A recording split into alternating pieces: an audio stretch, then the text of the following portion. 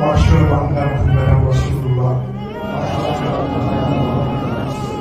الله أكبر सिगी video से हंदक south Korea के यामना viral ओइसिबा हौजिसु viral ओइरिबा दुगुंबा video अमने आइदे साउथ कोरिया के साइंटिस्ट प्रोफेसर अमसुंग डॉक्टर मोहि कुंतरेत से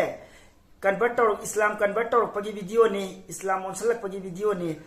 अदो आइना सुम मखोई कुंतरेत असंब मिनते साइंटिस्ट से अखोई ममिंग लेरबा साइंटिस्ट खतने अदगी मोय डॉक्टर सिंह असंब डॉक्टर नतेबा अदो आइना सुम गोदी मीडियाना अदगी मयामना इस्लाम सिंह से सुम बदनाम तौरिसिगा अदुगा मखोइना असुयमना फावरबा सुमन ममिंग लेरबा मखोइना इस्लाम ओनसल इसिगा आइदि मोयदा करी फावरगा ओनसल इबनो करी थेंगनरुरगा करी पारगा अदई मखोइ ममिंगदे करी फावरगा ओनसल लिबनो हाइबगी सुम खंगनिंगना आइना वीडियो से सुम थिगचबनिदा अदु मयामदे शेयर तौजबगी वानी आइदि बदनामदि आइदि गोदी मीडिया नो एगरा न्यूज सिंदो एगरा सुरा तौबागी मामगी सल्ला सल्लागा काफिरबु उबगा सि तवाइरी अदु तवाइरी अदा तवाइरी इस्लाम धर्म ददि नुपी सिंबु अदु अदा काइना मखोइ बदनाम अदु तौरिदना सिगी मरक्सिदा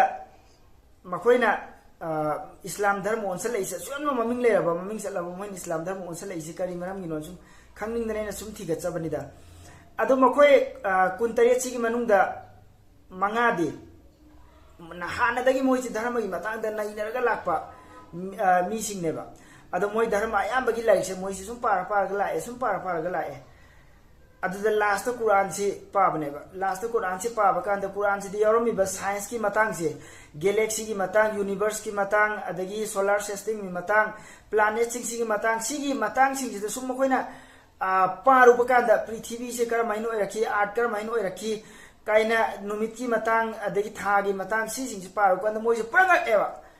आइदि नाहातगी मोइनो होनजरा इदो कुरान दा साइन पीर पीरगा यावर लेरंबसिदा कुरान दि लिसिंगम समरी ममांगदा लाखरे नत्रगना थारखरे हाइरिबा लारिक्सिदा आइदि मखोइना खंगुरि दुदि ngarang nahangi waneba aduga yaurami basingsiga moise prati paru basida ngakhreba adagi humanity gi matang adagi mayamna badnam tawriba sura tawbagi matang kafirbu ubaga du tawada tawgai base Moin हाइबन अमा यावरम अमा हाइबन अमा यावरम अमा बदनाम तौरम अमा यावरम अमा आउट ऑफ कॉन्टेक्स्ट मोइन सल्ला सल्लागा बदनाम तौबदो खंगपदगी मोइ मबुकनिंगजे प्रो ओलकपनेबो ओ मखोइना तौरी दुदि बदनामने ई सिदि सिनेना कुरान द नुपी गी लेवल सि याम वांगना थमी मियोइबा जाति समाज बु लुना तौगदबनी युमोन कइनो नबा यु लुना चाना लेमिनगदबनी अदो नंगना मरा लैतबा मी मफुबा हाटपा मियोइबा खुदिमक पृथ्वीदा लेबा मिपुम खुदिमक नंगना हाटपगा सब मानै अदगी मियोइबा मरा लैतबा मियोइबा अमा कनबिरबा नंगना अदो पृथ्वीदा लेबा मिपुम खुदिमक कनबगा सब मानै आइदना सुमाइना यावरिबा सिंगसे सिदि हाइबिदबा अदो सुमा सिंगसे सुम मोइना थेंगरपदे मोइसे अंगकपा अमा फावरेबा अदे मोइना इस्लामिक स्कॉलर अमगी मनाक्ता चलगा मखोइना पेना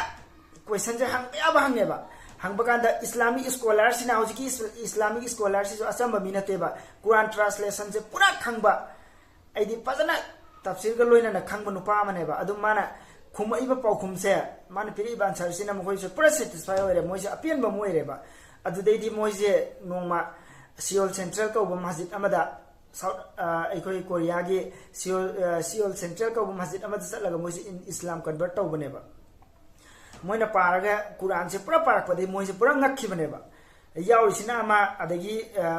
मखोइना बदनाम तौबना अमा काइना अदु गोदी मीडिया से सिनने याम तौरिबा बदनाम सिजो अदु मखोइसे हौजिक नेपाल दा कइदा संगबसु याद्रे फरेसे अतोप अमदा चतखरने मु सिगी वीडियो से तोंगान आई हयंगाम चिला फजना सेमके गोदी मीडिया से हौजिक पुम चोप चोपे मफम अमाबुदो मोइसे चतपे याद्रे खुपाक सारा सारा गतनि मोइसे लाइसे मफम गुदिंदगी नेपाल दा हंदक चई चाबा मयाम से मोइसे लोइरे कैमरा का थुगाइदना अदु फरे सिगी वीडियो से आई नोंमा मुक सेमजरके अदो सुमाइना तौर मोइ कुंतरे से ओनखिबनेबा अदु मोइ कुंतरे से मो आइना ली वरी से सेमजन साजलगा असाब वरी नत्रगना आइगी कोक्तगी लीब नचदेको सि वायरल ओइ इबा दगी यूट्यूब ता गूगल द लोइना फंगमनि सि वीडियो से पूरा वायरल ओइबने हौजिक से अदो अदुगा लास्ट मरुइबा पॉइंट अमखा कुरान दा इस्लाम धर्म चटपा मी खुदिमक अतोप धर्म आमा चैबियादे हुनबियादे हुलगा ngang बियादे चैबियादे मसे कुरान दा मयेक सेंगना इरि dharma amata hullaga ngang be ade sai be ade haidna aduna ai ngasi phobada atopa dharma ama hun busu leite ngang busu leite matungsu ai masidagi kan bibo isano